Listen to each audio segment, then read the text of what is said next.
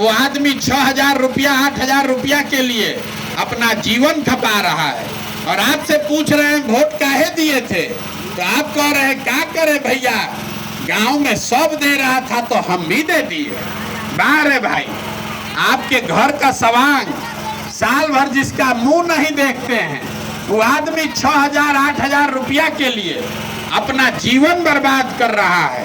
और आपको जिस दिन वोट देना है उस दिन वोट आप ऐसे ही दे दीजिएगा, 5 किलो अनाज पर दे दीजिएगा, तो आपका सवांग नहीं मजदूरी करेगा तो हम मजदूरी करेंगे। यही बात बताने आए। समझ में आए तो बहुत अच्छा, और न समझ में आए तो इसी में भोगिए। ये सुधरने वाला नहीं है। हम जो बात बोलते हैं बहुत कड़वा, आपको मीठा कोई बात नहीं बोलेंगे, लेकिन आपको हुआ है चीनी का रोग और नेता आकर आपको लड्डू और चीनी खिलाता है, आप खूब पानी पी पी के खाते हैं। आप 50 बरस से इसी दुर्दशा में भिखार बन के घूम रहे हैं। हमारे अपने बाबा मजदूर थे, बैलगाड़ी चलाते थे, अपने सभी 10 बच्चों में एक हमारे बाबूजी को पेट काट काट के पढ़ाए। हमारे बाबूजी पढ़ लिख के डॉक्टर बन गए। हमारे माता पिता ने हमको पढ़ाया है, तो अब ना हम खड़ा होकर भाषण दे रहे हैं। 5,000 आदमी को नौकरी दिए हैं। जब आपका बच्चा पढ़िए नहीं रहा है, जब आपका बच्चा पढ़ेगा ही नहीं तो मजदूर नहीं तो कलेक्टर बनेगा। आपको इसका होश होना चाहिए कि नहीं होना चाहिए। यहाँ बगल में स्कूल है, कोई देखने नहीं जा रहा है कि पढ़ाई हो रहा है कि नहीं। अभी यहाँ पर कोई नाच आ जाए, कौनो साधु महात्मा चला आए तो पूरा जवार का आदमी टूट पड़ेगा। लेकिन अपना बच्चा पढ़ रहा है कि नहीं, इसके लिए 1 मिनट का आपको समय नहीं है।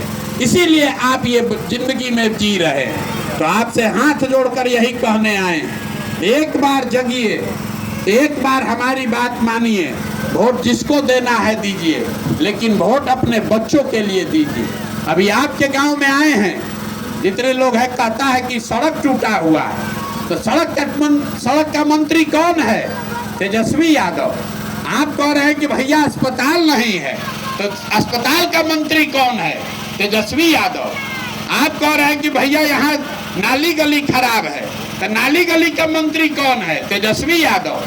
आप कह रहे हैं कि बच्चों के लिए पढ़ाई नहीं है, तो पढ़ाई का मंत्री कौन है? वो भी आरजेडी का चंद्रशेखर यादव। अब फिर चुनाव होगा तो जाके उसी लालटेन का बटन दबाइएगा, तो आपका बच्चा भिखार बनकर नहीं घूमेगा तो कौन घूमेगा? इसीलिए आपको ये बता रहे हैं, यहाँ के आदमी को 5 बरस बैठ के बकैती करना है, बैठ के खाली गौल चौर करता है, बतियाता है, ए भैया पढ़ाई नहीं है, ए भैया रोजगार नहीं है। अब वोट देने जाएगा तो फिर उसी जात के नाम पर उसी नेता को, उसी चोर को जाकर वोट देते हैं। तो इसीलिए आपका ये दुर्दशा है। सुधरिए तो सुधरेगा, और नहीं सुधरिएगा तो नेता आपका कोई भला करने वाला नहीं है।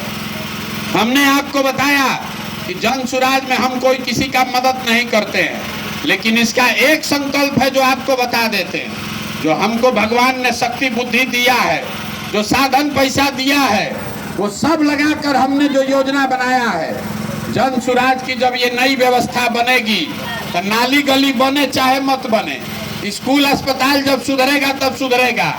लेकिन साल भर के अंदर इसको याद रखिएगा, साल भर के अंदर जितने आपके घर के लड़के बाहर गए हैं मजदूरी करने, और जो लोग भी यहाँ बेरोजगार बैठे हैं, सभी के लिए 12 से 15,000 रुपया का रोजगार का व्यवस्था यही स्थानीय स्तर पर आपको करके देंगे।